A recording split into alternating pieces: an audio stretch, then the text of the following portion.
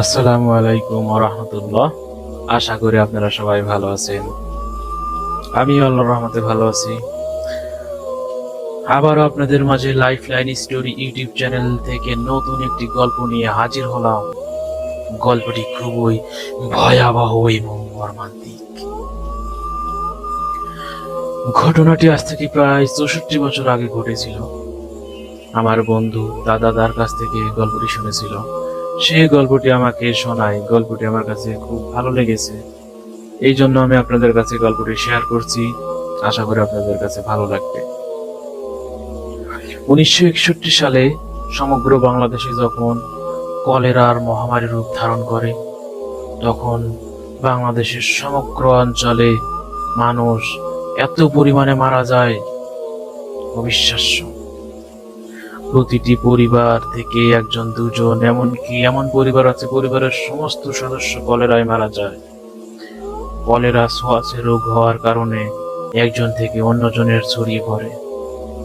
এমনকি যেই পরিবারে কলেরা রোগ দেখা দিত, সেই পরিবারে আর অন্য মানুষ কোথাও যেতে পারতো না, এবং তাদেরকে দেখার জন্য কেউ যেতে পারতো না। কারণ সেই পরিবারে যদি দেখতে যায়, তাহলে আর অন্যদের কলেরা রোগ হওয়ার সম্ভাবনা ছিল, যেহেতু রোগটা ছোঁয়াচে রোগ। কলেরার মধ্যে এবং খুব কষ্ট করে জীবনযাপন করতে হতো মানুষদেরকে।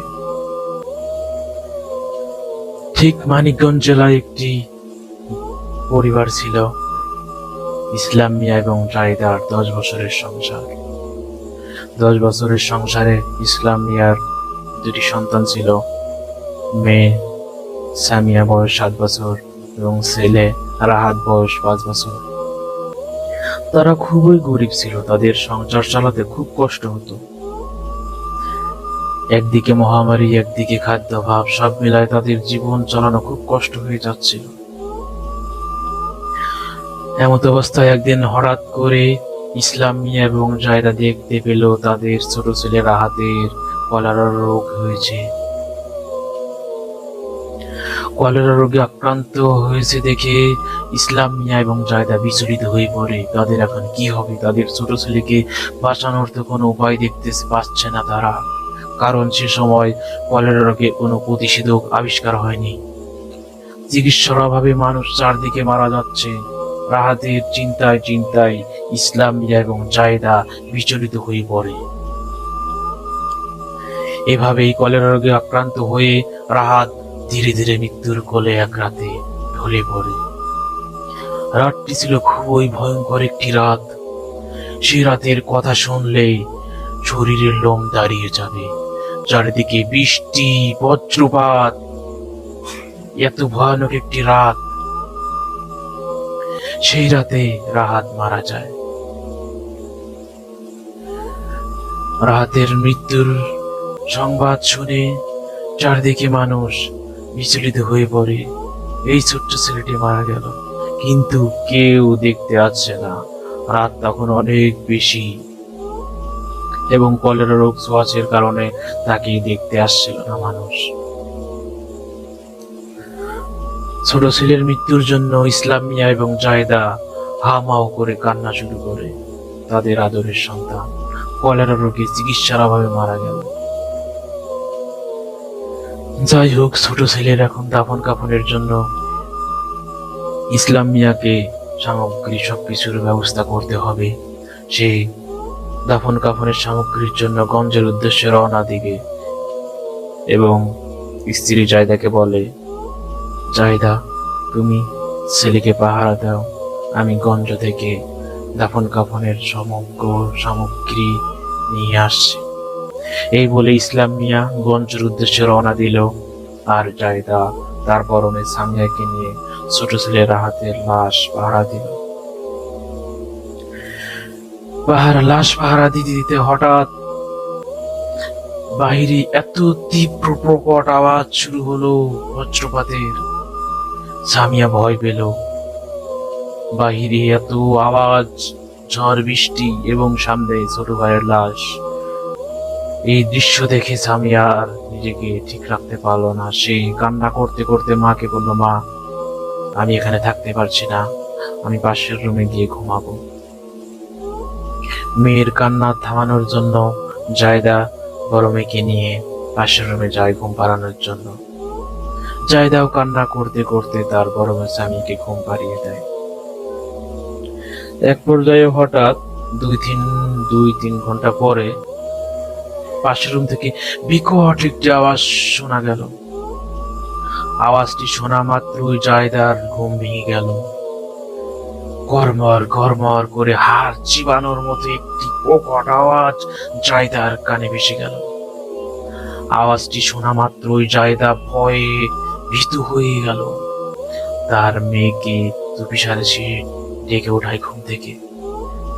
সে চিন্তা করে পাশের রুমেতে তার ছোট ছেলের হাতের লাশ, সেই রুম থেকে কিসের আওয়াজ আসছে এরকম।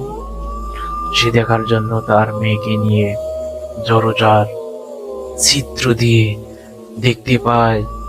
এমন একটি দৃশ্য জায়দা দেখলো। সেই দৃশ্যটি দেখার জন্য জায়দা মোটেও প্রস্তুত ছিল না।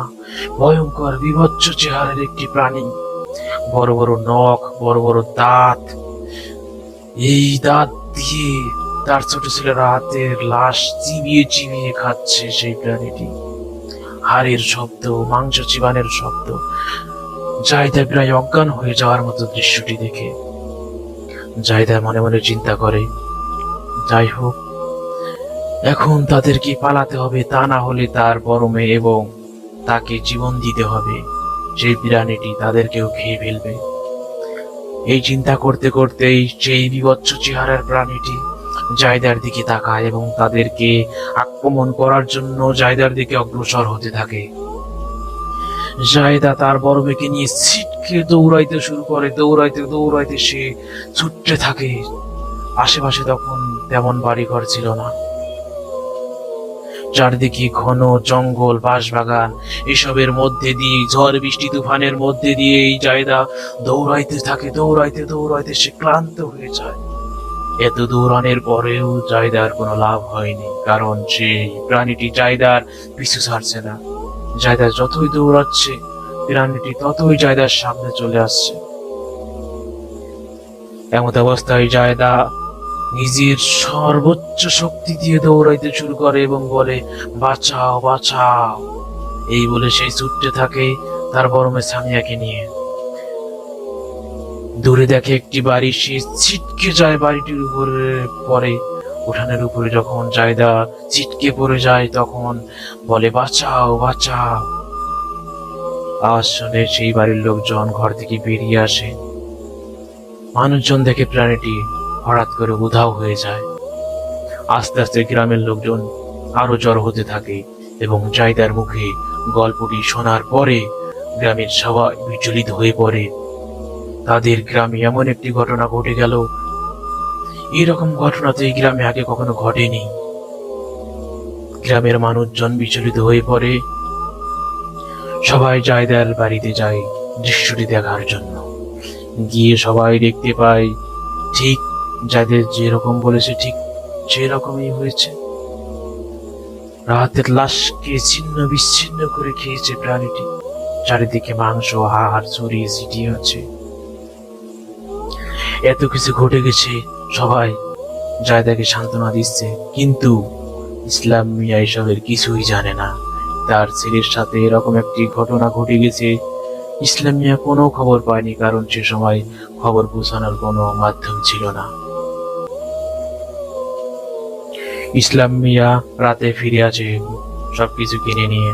এসে দেখে তার পরিবারের সাথে এমন ঘটনা ঘটেছে, তার ছোট ছেলের হাতের সাথে এমন ঘটনা ঘটেছে। এই দৃশ্যটি দেখে ইসলাম মিয়া হাউ মাউ করে কান্না শুরু করছে। গ্রামের লোকজন সবাই জায়দা এবং ইসলাম মিয়াকে সান্ত্বনা দেয়। রাত শেষে দিন হয়। দিনে সবাই রাহাতের লাশের দাফন কাফনের ব্যবস্থা করে এবং একটি হুজুর নিয়ে মিলাদের ব্যবস্থা করে। বাড়িটি বন্ধ করে নেয় হুজুর দিয়ে। এরপর থেকে ওই বাড়িতে এরকম ভয়ের দৃশ্য বা এরকম ভয়ভীতি কোনো ঘটনা ঘটেনি সেই বাড়িতে। গল্পটি আপনাদের কাছে কেমন লেগেছে অবশ্যই কমেন্ট করে জানাবেন। ধন্যবাদ।